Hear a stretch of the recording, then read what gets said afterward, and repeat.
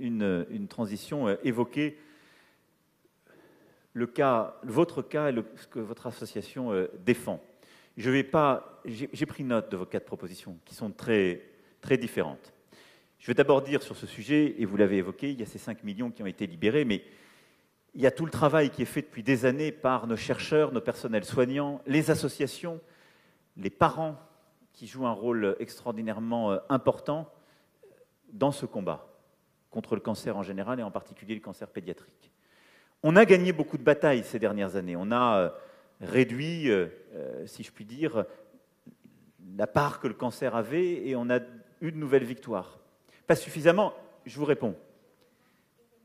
Non, mais je dis juste que progressivement, quand je me compare à la situation où on était à 15 ans, on a amélioré les choses. Mais ces 20% au moins de cas qui aujourd'hui ne sont pas guéris sont un scandale, et ça vous avez parfaitement raison, et je ne vais pas vous dire c'est telle ou telle mesure qui permet de le régler. C'est une cause complète. Et sur ce sujet, la recherche en matière de cancer pédiatrique n'est pas la seule réponse, et il ne faut pas simplement l'isoler.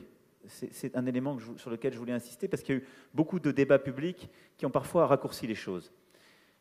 Ce que la ministre a défendu, et elle connaît bien ce sujet pour avoir présidé l'INCa et pour être une professionnelle de santé, ça a parfois été mal compris et suscité beaucoup d'émotions. Non, mais j'essaie de vous l'expliquer, moi qui ne suis pas médecin, mais qui suis attaché comme vous à cette cause, et qui ai un respect profond pour toutes celles qui ont vécu comme vous ce que vous avez vécu. C'est de dire, si on flèche tout sur le cancer pédiatrique, parfois on rate quelque chose parce que la recherche, elle n'est pas cloisonnée. Et la recherche, elle se fait sur toutes les formes de cancer.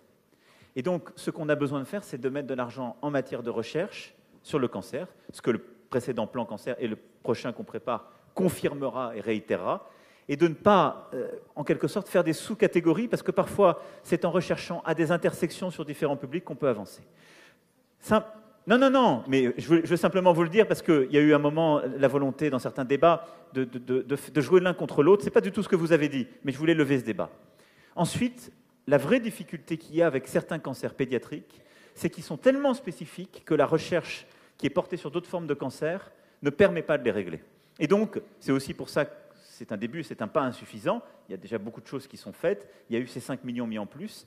Mais on va continuer à porter l'effort de recherche de manière extraordinairement volontariste sur ces formes de cancer qui sont réservées, si je puis dire, aux enfants, ou en tout cas pour lesquelles la recherche sur le cancer de l'adulte ne permet pas suffisamment d'avancer.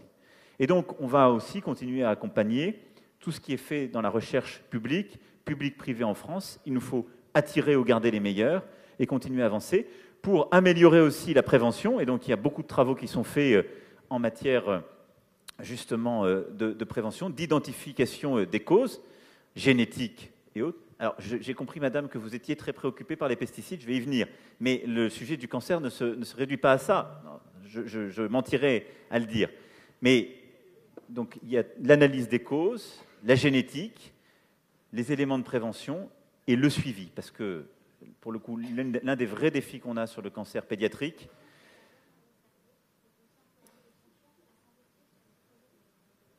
exactement. Moi, j'ai visité en début d'année l'Institut Gustave Roussy. C'est exactement ce qu'ils font. Ils en font revenir. Ils sont en train de développer des projets. C'est une équipe motivée. On fait revenir d'ailleurs des chercheurs du bout du monde en ce moment même pour rejoindre ces équipes. Et ils travaillent sur à la fois la prévention, le traitement, l'identification génétique, mais également aussi le suivi tout au long de l'année. Parce que la grande difficulté qu'on a aujourd'hui avec les enfants ou adolescents qui traversent des cancers, c'est non seulement de les sauver, mais c'est de mieux prévenir les cancers auxquels ils seront confrontés par la suite, parce qu'il y a une prévalence de ces jeunes ou moins jeunes pour des formes de cancer plus tard, et ça, on doit aussi mieux le comprendre. Donc voilà, je voulais en tout cas sur ce point vous dire les choses. La politique qu'on veut aussi mener, c'est une politique qui réhumanise tout cela. Moi, j'ai noté, évidemment, on va regarder ce qui s'est passé pour vous, mais la capacité à être humain, à avoir un environnement hospitalier qui permet aux parents de vivre ces moments-là et aux enfants de le vivre dans les meilleures conditions, c'est ce que nous devons en tant que société. Et c'est ce qui est fait d'ailleurs dans énormément d'endroits, et je veux rendre ici hommage à tous les personnels de santé qui accompagnent nos enfants et les familles dans ces cas-là. Il y a parfois des endroits où ça se passe moins bien, et ça, il faut le corriger. J'ai pris note de ce que vous disiez. Il faut qu'on continue à accompagner aussi les parents, à leur permettre, quand ils ont parfois cette situation qui dure des années et des années, de pouvoir la vivre dans les meilleures conditions. Voilà, en tout cas, je voulais vous témoigner ici de notre mobilisation pleine et entière. Et on va continuer. Mais le débat se poursuivra avec vous, avec la ministre. Et en tout cas, je veux vous dire combien ce sujet est aussi important à mes yeux. Sur